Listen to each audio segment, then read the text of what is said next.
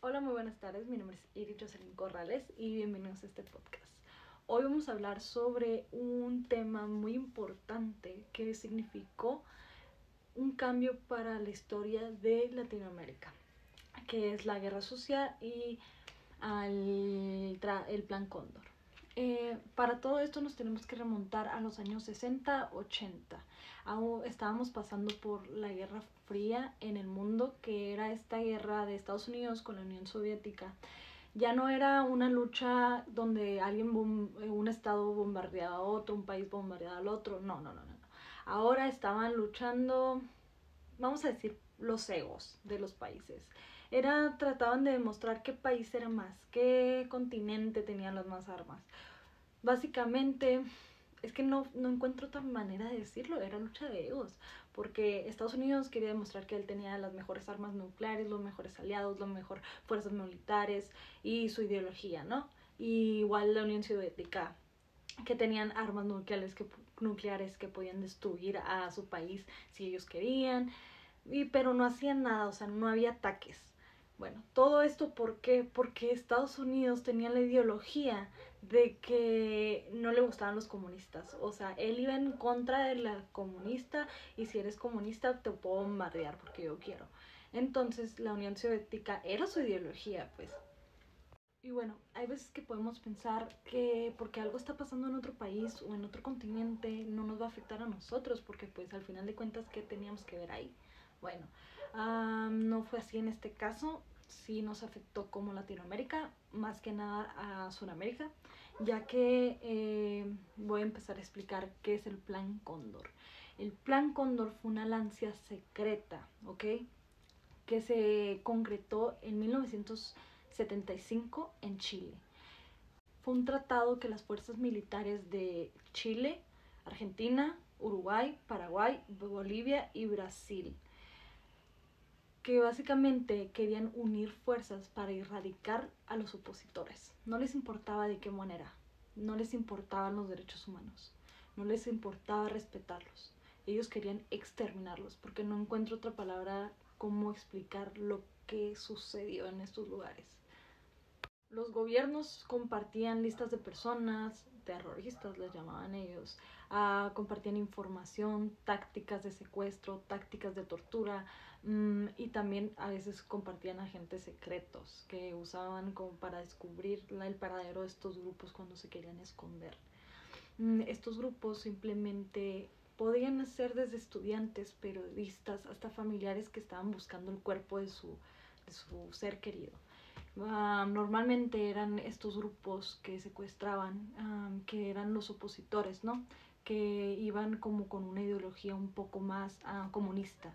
Entonces que tenían la ideología y que los recursos se debería de repartir igual entre todos o mejor entre todos. Entonces si tú pensabas eso y tú lo expresabas y querías pues movilizar este conocimiento, esta ideología, pues simplemente eras un traidor del, del país y ya tenían el derecho de matarte y secuestrarte.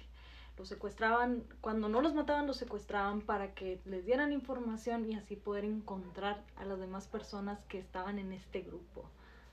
Y como habíamos dicho, Estados Unidos estaba luchando contra la Unión Soviética por erradicar esta idealización del comunismo. Así que por debajo del agua podemos decir que Estados Unidos financió, compartió información de tácticas, entrenó fuerzas militares para que estos países de Latinoamérica pudieran hacer un mejor trabajo erradicando esta ideología. Y ahora, la guerra sucia, ¿qué fue?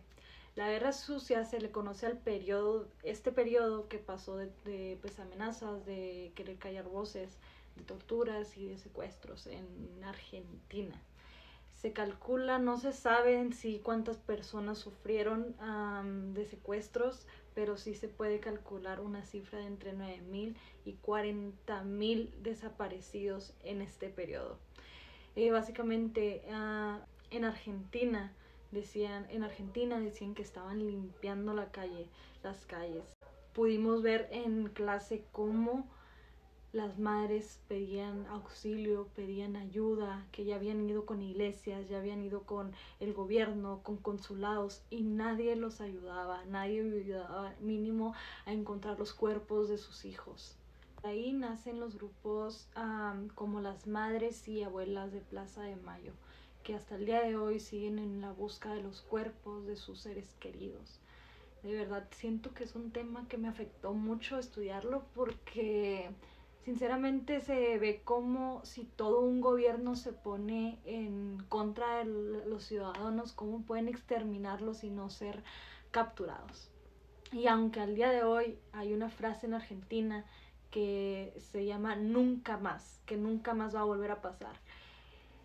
Bueno, en la actualidad ya se han buscado responsables, ya se han metido presos a mucha gente que participó en esto, pero ahí sigue la mancha de sangre, ahí siguen esas personas que fallecieron y que nunca pudieron encontrar su paradero. El dolor de las mamás, el dolor de las hermanas, de los hermanos, de los hijos, no se fue, hay gente que murió sin saber dónde estaba su hijo, había una lista enorme en los periódicos de pues pidiendo que encontraran a sus seres queridos, y simplemente por alzar la voz, simplemente por expresarse, por tener una ideología, ya tenían el derecho de exterminarlos.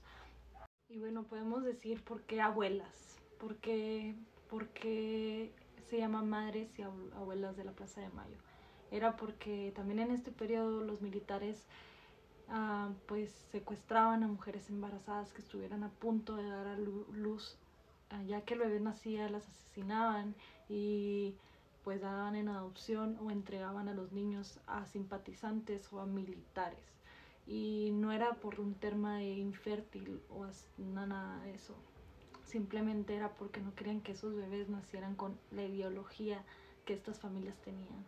Entonces estas madres decían, no simplemente se llevaron a mi hija, no simplemente me quitaron a mi familia, sino que también se llevaban a sus nietos, nunca los conocieron. En la actualidad se siguen buscando a estos niños para darles su verdadera identidad, para pues presentarlos con las familias que son su real sangre, ¿no? Aunque pues ya tienen más de 50, 60 años, ya no son unos bebés, pero pues se les sigue tratando pues devolver su identidad. Se calcula que aproximadamente 500 bebés fueron arrebatados de los brazos de su madre. Así que 500 bebés que no vivieron con su familia, 500 bebés que les quitaron su identidad, o sea, que los separaron de su sangre. Y pues, como dije, hasta la fecha se siguen reconociendo a personas y devolviéndoles su identidad. La Guerra Fría empezó con su fin, gracias a que se tuvo que volver a la democracia en Argentina en 1983. Estas elecciones fueron ganadas por Raúl Alfonsín, que dio pie para que la guerra sucia terminara. En 1984, Alfonsín creó la Comisión Nacional sobre Desaparición de Personas. Esta empezó a investigar las desapariciones que hubo durante esta dictadura. En 1985 fue el primer juicio a las juntas, que fue este juicio donde se condenó a exmilitares por su dictadura. Fue la primera vez que el país tomó cartas en el asunto y que condenó a sus propios dictadores. Y pues bueno, muchas gracias por escucharme. Fue un tema que al estudiarlo sentí como mi corazón se partía por la tanta injusticia y la impotencia de que nadie hacía nada, pero pues gracias a Dios sí hubo mucha gente que no quedó impune y que tuvieron justicia. Muchísimas gracias por escuchar esto. Espero que les haya gustado.